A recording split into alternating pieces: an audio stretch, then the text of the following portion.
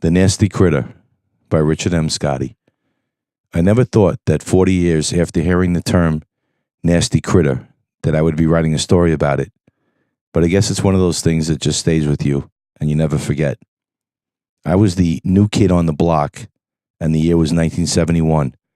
We had moved from South Hempstead, New York to New Suffolk, New York, a hamlet on the North Fork of Long Island, a quaint, tiny town that to this day has a little red schoolhouse.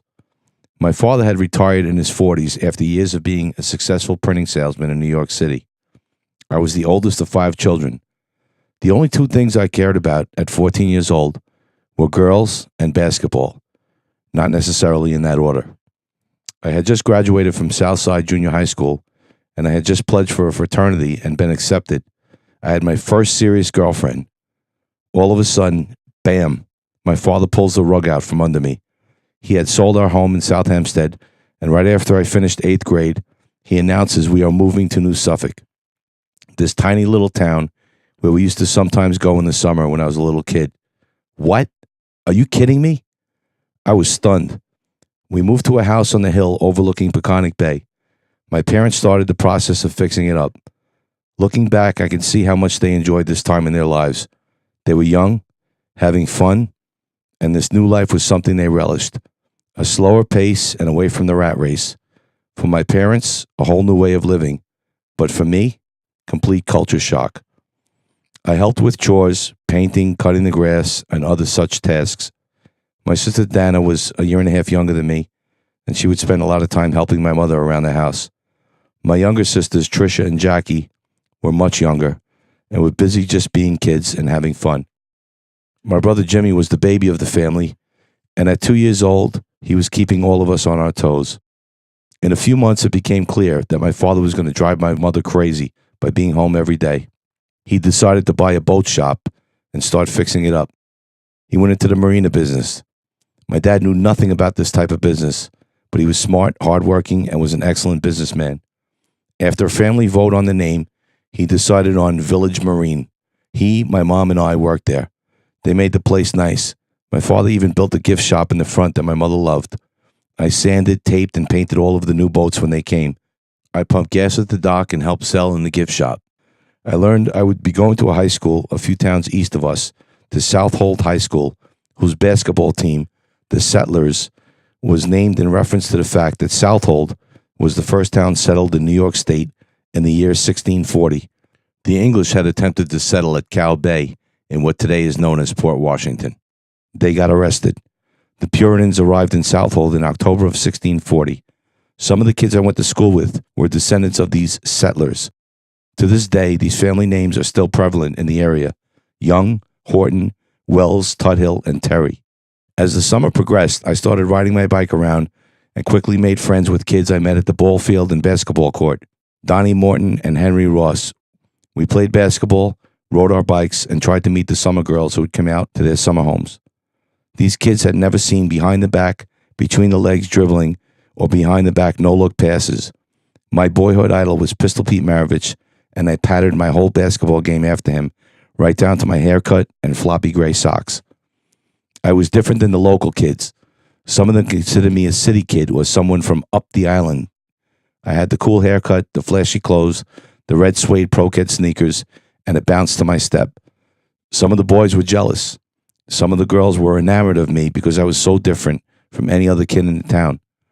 Despite all of the coolness I felt I possessed, the most important thing is that I came from a good family and I was a nice kid. My mother had bought me all new clothes at a sale in the beginning of the summer. When I went to try them on a few days before the first day of school, we soon discovered I had a growing spurt that apparently lasted all summer. My pants came up to my ankles and my shirt sleeves looked straight out of a Frankenstein movie. I told my mother, "Ma, I can't go to school with these floods on." She could not believe that I had grown 7 inches that summer. At first, she didn't believe me, but when she saw me dressed up, she laughed. She said, "Don't worry, we'll get you some clothes that fit. You grew like a weed. First day of school is bad enough. First day of school in a new school is horrifying. But first day of school in a new town is nervous breakdown time." Now the dreaded morning was upon me. The bus pulled up at the corner of my street, Old Harbor Road. I tentatively climbed a few steps of the school bus and paused to see where I was going to sit. There were a bunch of kids on the bus already. I took an aisle seat towards the first few rows by myself. Donnie and Henry were a grade below me, so they didn't ride the same bus. I realized I knew no one at all. Within a few minutes, I noticed a crowd had formed in the back of the bus.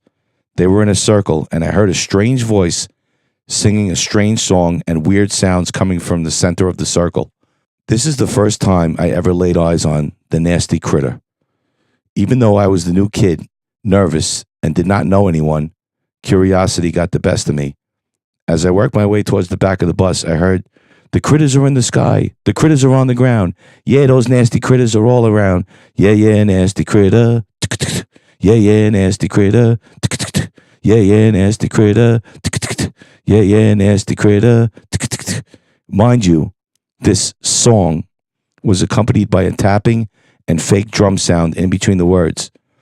There he was in the middle of the circle, the nasty critter. Instantly, I felt bad for him. He was a big kid, oddly dressed, heavy-set, with poor hygiene. He had dandruff on the neck of his shirt and a bit of crust on the edges of his mouth. He was an easy target for these bus kids. They were laughing at him, throwing things at him, and hitting him in the back of the head. My first thought when I saw him and heard his song was, what the hell kind of place did my parents move me to? My second thought was, this poor kid is being abused, and it has to stop. I felt bad for him. He was not even aware that they were making fun of him. I wanted to tell him, stop singing, man, because these kids were having a field day with him. I held my tongue and said nothing. Sure enough, he starts singing again, and the abuse starts again. I remember thinking, is this how these local yokels amuse themselves? And all the while, he has no clue that he was the joke. Needless to say, this was uncomfortable to watch. As his performance continued, the kids were getting even louder and more ridiculous. This went on for what seemed like forever. I felt like I was going to burst, and finally I couldn't take it anymore. I yelled out, "Leave him alone! What's the matter with you?" It was quiet for a few seconds. I think they were surprised by my outburst. Finally, a voice came from the circle. "What's the matter with him?" I don't know who said it, and they didn't really care. I said, "Why don't you shut the hell up and leave the kid alone? If you keep it up, you'll have to deal with me." I guess the fact that nobody knew me and I was different caught them off guard. Nobody said anything back to me. So now the bus kids knew not to mess with the nasty critter. Whether I realized it or not, I had taken the critter under my wing with my bold stance. They all saw I was not going to tolerate it. Now I had a whole new set of problems. The kids at school. Why did I put myself into this, and why did I open my big mouth? After all, I was the new kid being held under a microscope by all these local kids. I just couldn't help myself, and somebody had to help him. I was that somebody. Right off the bat, it starts again. I was in science class, and the critter was in my class. The teacher paired everyone up for a project. The teacher announced everyone's names and their partners' names. The critter was partnered up with a kid named Walter Clarick. I could sense Walter was going to start in with the critter. His demeanor had creep written all over it. I hear Walter say, "Hey, man, put your mouth on this tube." It was a black tube attached to a Bunsen burner. Sure enough, the critter obliged. Walter blew into his side, and black powder went all over the critter's face. I yelled at Walter, "Hey, man, how would you like it if somebody did that to you?" He said, "Nobody would do that to me because I can defend myself." I said, "Yeah? Good for you." "He can't defend himself." He said, "Who the hell are you? What do you think, you're a tough guy?" I replied with, "I don't think I'm a tough guy. I am a tough guy, and I'd be more than happy to show you." Once again, the new kid unknown factor thing worked in my favor. I kept surprising people, and it was not my nature to be this way. I was, at the same time, surprising myself. I always felt that when you're in the midst of a confrontation, if you act just a little crazier than the other person, they usually back off. Walter wisely backed off. As time went on, I would ride my bike to the critter's house to play basketball with him. Sometimes Donnie and Henry would come. Most times it was just me and the critter. He didn't say too much about anything. He would just smile, and I could tell he was just glad I was there, and he was not alone. When I rang the bell, his mother always had a friendly smile on her face, and I could tell it was a smile of appreciation. She would call his name, and he would come running through the house, excited that I was there to shoot baskets with him. This went on for a couple of years. He usually just shot the ball. The critter actually had a good eye for the basket. He was a lefty, and he loved to shoot from this one spot on the court, deep in the left corner. I don't know why. It was just his spot. Over time, I felt I had the critter protected. Even if he wasn't in some of my classes, word had spread that I was his protector, and for the most part, kids left him alone. He would sing his Nasty Critter theme song, and we would laugh, not at him, but with him. By my junior year, I was captain of the basketball team, and by my senior year, I was a preseason high school All-American. At this point, I felt confident enough in my position on the team to ask the coach to let Critter be a sort of mascot. The coach obliged because I was his star player, and I guess he wanted to appease me. The critter was allowed to attend all practices and games. Once in a blue moon, the coach would actually let him on the court to take some shots during practice. Midway through the season, I asked the coach if he could have a uniform. The coach said, "Why? He's never going to play." I said, "Coach, it would mean a lot to me, and would mean the world to the critter."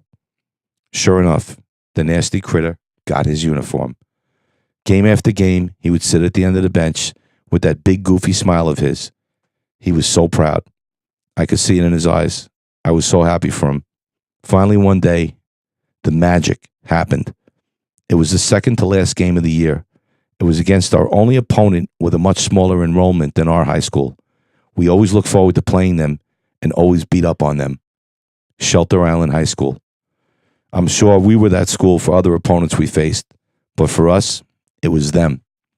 We felt a little guilty beating them the way we did when we played them, and it was no different this game.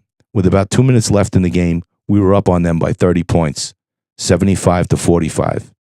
All of our starters were on the bench, myself included. We had been sitting for most of the second half. There was no doubt about the outcome of the game. Then, it started. First, it was like a slight hum or buzz in the crowd, but it got louder and louder and louder, and you could not ignore it. The kids in the stands started chanting, "Critter, critter, critter." The players from the Shelter Island team looked confused. It got really loud, and before you know it, the whole crowd is chanting. Our coach did not respond. It was almost deafening at this point. "Critter, critter, critter." And they're banging on the stands. I looked up from the bench to the scoreboard. There was a little over a minute left in the game. The clock had been stopped because there was a foul. I got up from the bench and walked over to our coach. I said, "Coach, you hear them. We're up by a bunch. Can you let the critter in the game?" Coach said, "What if he gets hurt?" "Not a good idea." I said, "Coach, please. I will tell him not even to play defense. Just stand in the corner. Let me go on the court with him." Coach said, "Okay, Scotty, you have a deal." I walked over to the critter. I told him, "Take off your warm-up jacket." He could not believe it. I said, "Come on, man. Let's go." We both walked on the court. I quickly told him where to go on the court. We took the ball out from under the basket. The crowd is in a frenzy now with the sight of the nasty critter on the court. The other guard passed the ball into me. I dribbled up the court. There was the critter in the corner like I had told him. I looked up quickly and saw there were about 40 seconds to go. I flipped the ball to him in the corner. It hit his hand. He stumbled a little bit, and the ball went off his hand and out of bounds. Shelter Island brought the ball up the court. We almost let them score because we knew if they did, we would get the ball back. They passed it from the top of the key to the foul line. One of their guards cut through the lane, and the other guard led him with a bounce pass. He cut right to the basket for a layup. I glanced at the clock. 22 seconds left. I got the ball passed into me from the inbounds pass. I dribbled up the court quickly. I got to near the foul line, and I remember thinking, plenty of time. Plenty of time. I looked up quickly at the clock. Out of the corner of my eye, I see 16 seconds. By this point, the crowd is going completely crazy. They're chanting, "Critter, critter, critter," even louder than before. I spot the critter in the corner right where he's supposed to be. I whip the ball to the corner to the critter, who was wide open. He catches the ball and winds up with that crazy left-handed motion of his from his favorite spot, deep in the left corner. I had seen him make a million of these shots in his backyard. The critter lets go with a high-arcing rainmaker from way deep in the corner. Swish. Nothing but net. Even though there were probably still 8 or 10 seconds to go, it didn't matter. The stands emptied, and the whole school stormed the floor, chanting, "Critter, critter, critter." We all picked him up in the air and carried him off the court. I could still see his face in my mind, as if this happened yesterday. You never saw or will ever see so much joy and pride on someone's face. I felt that joy and pride for him. All I could think to myself was, yeah, nasty critter.